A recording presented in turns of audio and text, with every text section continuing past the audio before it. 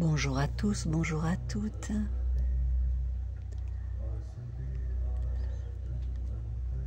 J'espère que vous allez bien, que vous trouvez dans cette période du monde tumultueuse, que vous arrivez à trouver des raisons de vous réjouir. Et il le faut, je pense, si je peux me permettre. Il faut peut-être parfois prendre le temps de se poser, de regarder autour de soi et d'apprécier les petites choses de la vie, ce qui nous est encore accordé de confort, par exemple. Je ne vais pas vous énumérer toutes les bonnes raisons que nous avons de nous réjouir, mais parfois quand je me sens assombrie par l'extérieur, je commence à me poser et à simplement regarder autour de moi et à constater seulement dans ma sphère autour de moi, dans la matière, toutes les raisons que j'ai de me réjouir. Bon, c'était une petite intro comme ça. Une petite intro spontanée, on va dire. Ne m'en veuillez pas. Donc, en fait, je vais vous raconter que ce matin, en allant aux toilettes, vous allez voir, j'ai toujours du petit bouquin aux toilettes que je laisse traîner en me disant que il semble intéressant et que j'aurai bien le moment, j'aurai au moins 5 minutes pour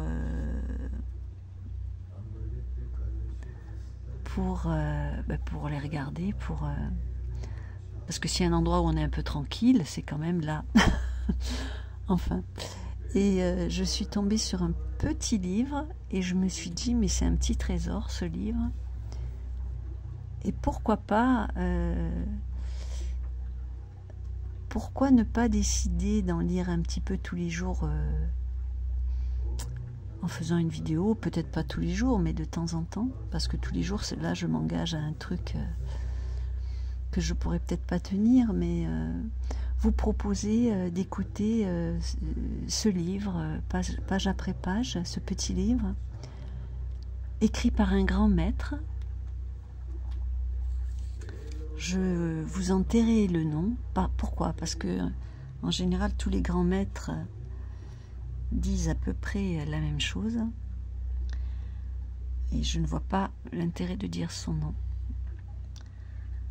Je l'appellerai le maître universel.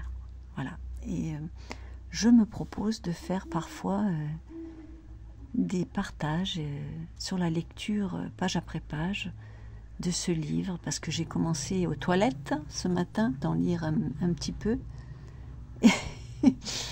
Et je me suis sentie très inspirée. Bon, ne m'en veuillez pas, je vous partage ce petit détail intime.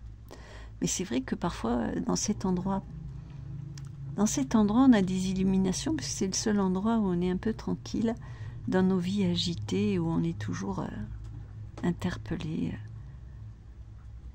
pour des tas de raisons.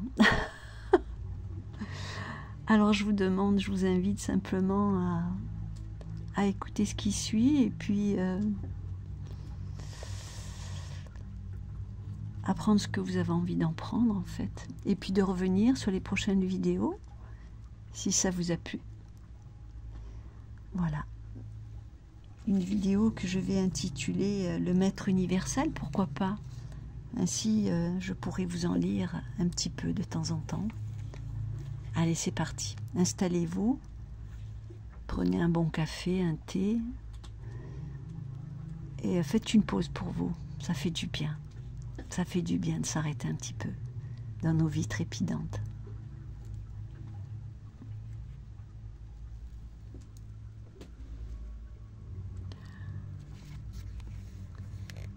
La fonction de l'éducation, chapitre 1. Je me demande si nous nous sommes jamais posé la question du sens de l'éducation. Pourquoi va-t-on à l'école? Pourquoi étudie-t-on diverses matières? Pourquoi passe-t-on des examens? Pourquoi cette compétition pour l'obtention de meilleures notes? Que signifie cette prétendue éducation? Quels en sont les enjeux?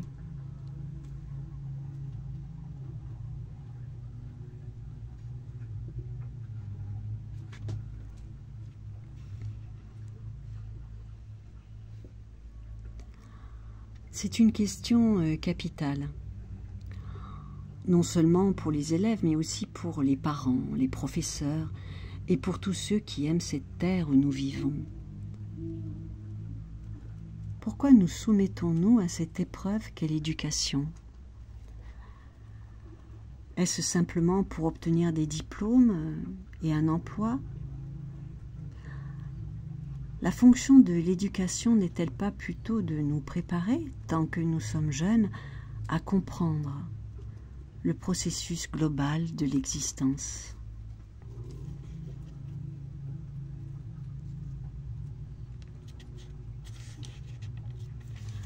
Avoir un emploi et gagner sa vie sont une nécessité, mais n'y a-t-il rien de plus? Est-ce là l'unique but de notre éducation? Assurément, la vie ne se résume pas à un travail, à un métier. La vie est une chose extraordinaire, un grand mystère, ample et profond.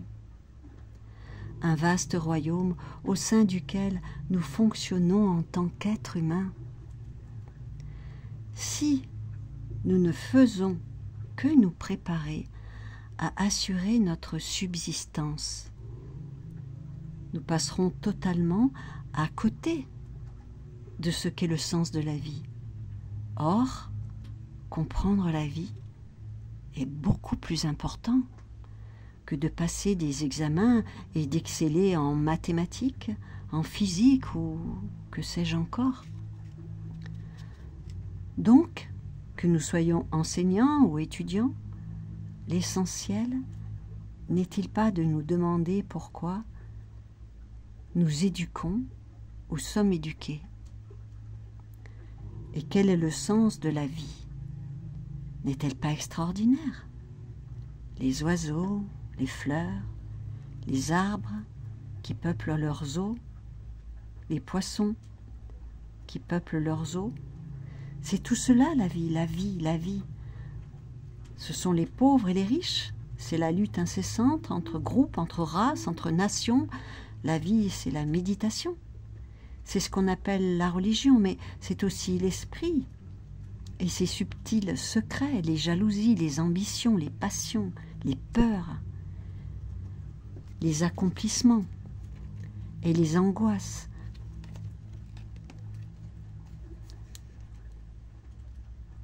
La vie, c'est tout cela, et bien plus encore.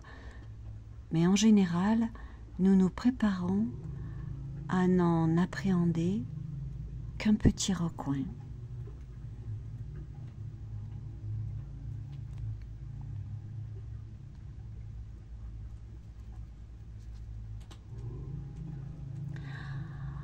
On décroche certains diplômes, on trouve un emploi, on se marie, on a des enfants,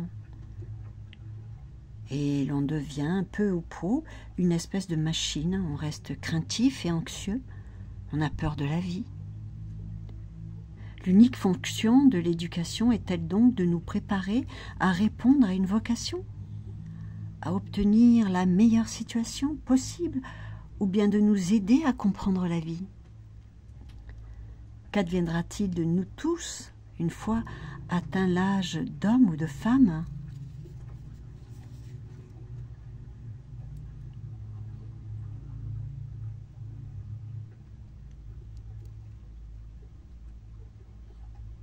Vous êtes-vous jamais demandé ce que vous allez faire quand vous serez adulte? Selon toute probabilité, vous allez vous marier. Et avant même de comprendre ce qui vous arrive, vous serez devenu parent. Vous serez alors ligoté à votre bureau ou à votre cuisine. où vous allez peu à peu dépérir? Votre vie va-t-elle se résumer à cela?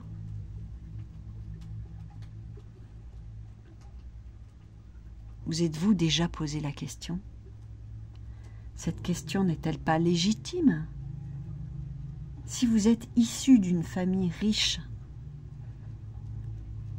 une belle situation vous attend. Votre père peut vous assurer un emploi rémunérateur.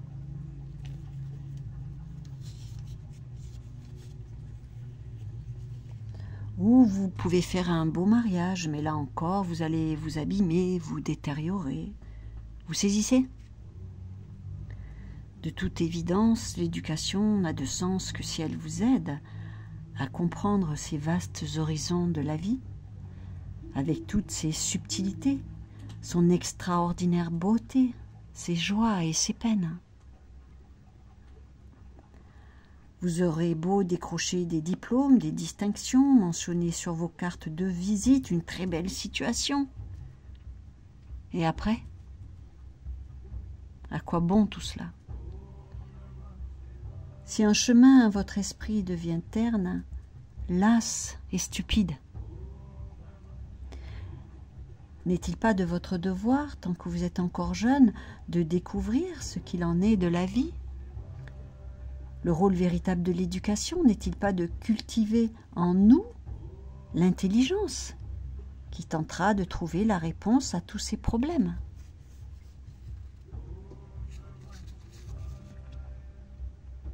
Mais savez-vous ce qu'est l'intelligence? C'est assurément la capacité de penser librement, sans crainte, sans a priori, de sorte que vous commenciez à découvrir par vos propres moyens ce qui est réel, ce qui est vrai. Mais si vous avez peur, jamais vous ne serez intelligent. Toute forme d'ambition, quelle que soit sa source, spirituelle ou matérielle, engendre l'angoisse. La peur, l'ambition, ne favorise donc pas l'émergence d'un esprit clair, simple, direct et donc intelligent. Il est essentiel que vous viviez vos jeunes années dans un environnement duquel la peur soit absente. En prenant de l'âge, nous devenons généralement craintifs.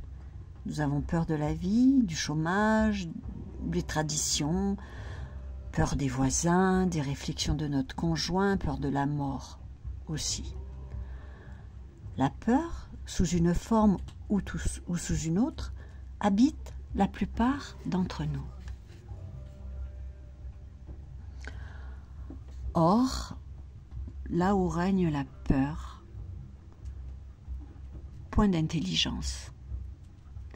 N'est-il donc pas possible pour nous tous, alors que nous sommes jeunes, de vivre dans un environnement exempt de peur, dans une atmosphère de liberté, celle-ci consistant non pas à agir à sa guise, mais à comprendre l'ensemble du processus de la vie?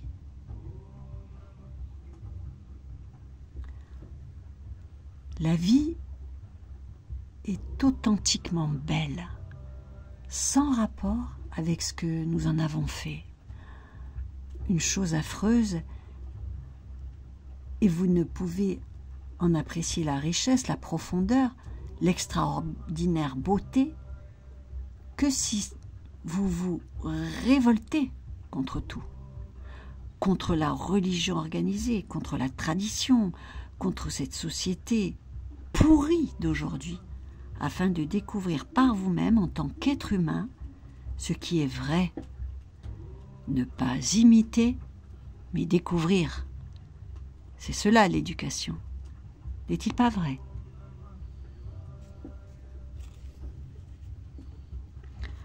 Il est tellement facile de nous conformer aux injonctions.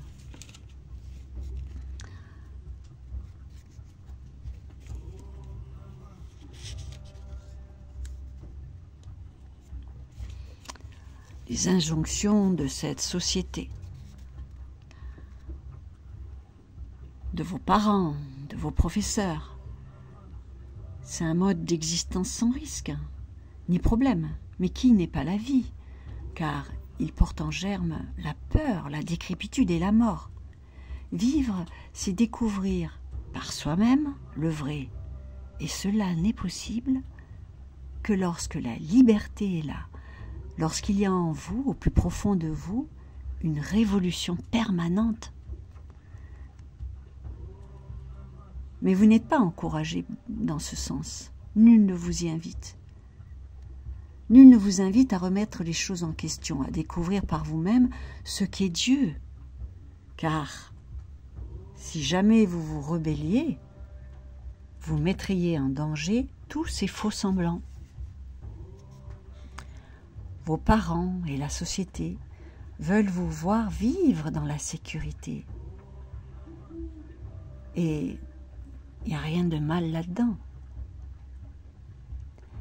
Vivre sans risque signifie en général vivre en imitant et donc en ayant peur. Or, de toute évidence, le rôle de l'éducation est d'aider chacun d'entre nous à vivre librement et sans peur. Ne croyez-vous pas? Mais créer une atmosphère d'où la peur soit absente suppose une profonde réflexion tant de votre part que de celle du maître, de l'éducateur. Savez-vous ce que cela signifie? Et quelle merveille ce serait que de créer une atmosphère dénuée de peur.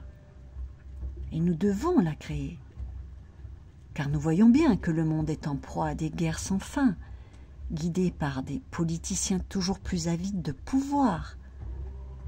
C'est un univers de juristes, de policiers, de soldats, d'hommes et de femmes, assoiffés de réussite sociale et se battant pour l'obtenir.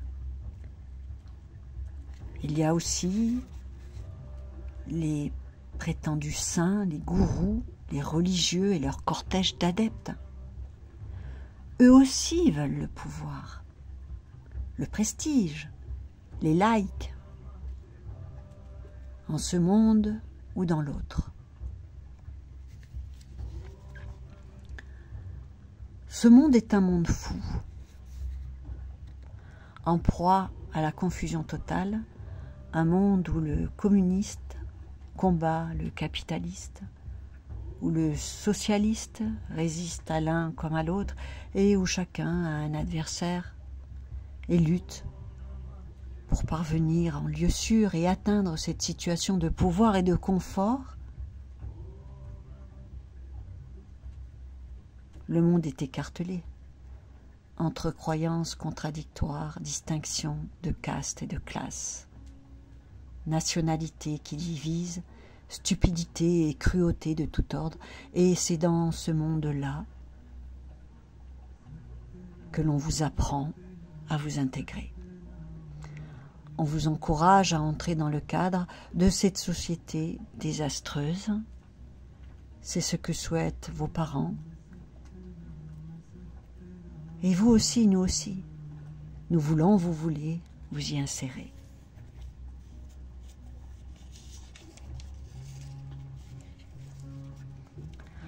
Le rôle de l'éducation est-il donc simplement de vous aider à vous plier au schéma de cet ordre social, ou au contraire de vous donner accès à la liberté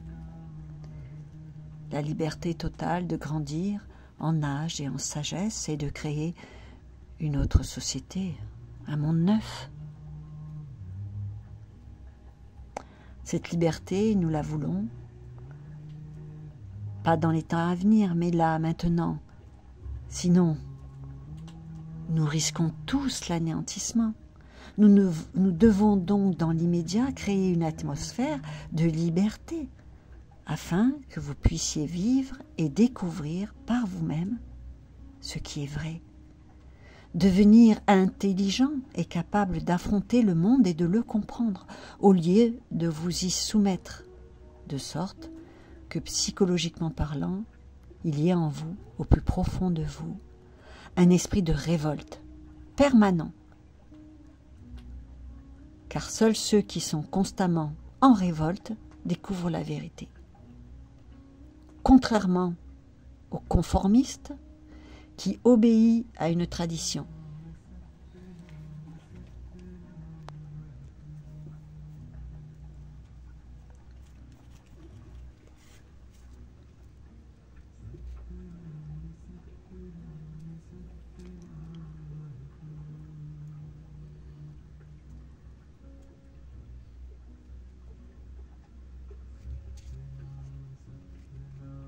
Ce n'est qu'en étant perpétuellement en recherche, ce n'est qu'en observant sans cesse, en apprenant sans cesse, que vous trouverez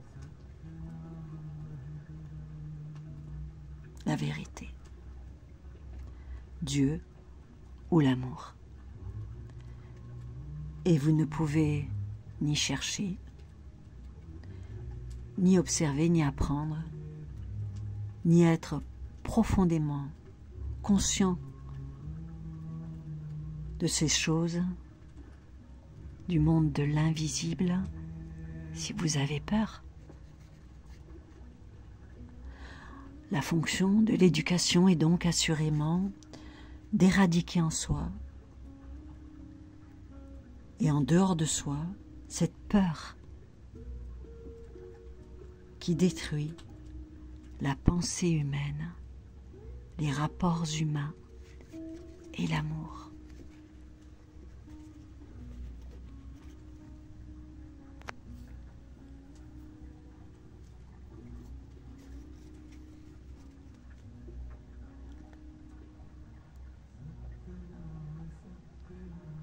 Question faite au maître universel.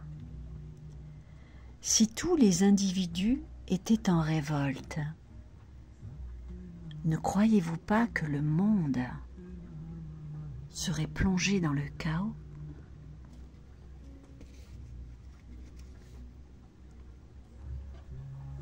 Voilà, je vais finir cette lecture sur cette question innocente pour vous inviter peut-être à écouter la prochaine vidéo, le prochain partage, la prochaine lecture du Maître universel. J'espère que vous aurez passé un moment agréable. Je vous embrasse, je remercie tous mes nouveaux abonnés et je répète que je ne suis pas dans une course au like. Je fais tous ces partages dans un esprit, comment dire, amoureux. Voilà, c'est bizarre de dire ça, un esprit amoureux. Amoureux de l'autre et de moi-même. J'espère que vous saisissez ces paroles. Je vous embrasse, à très bientôt.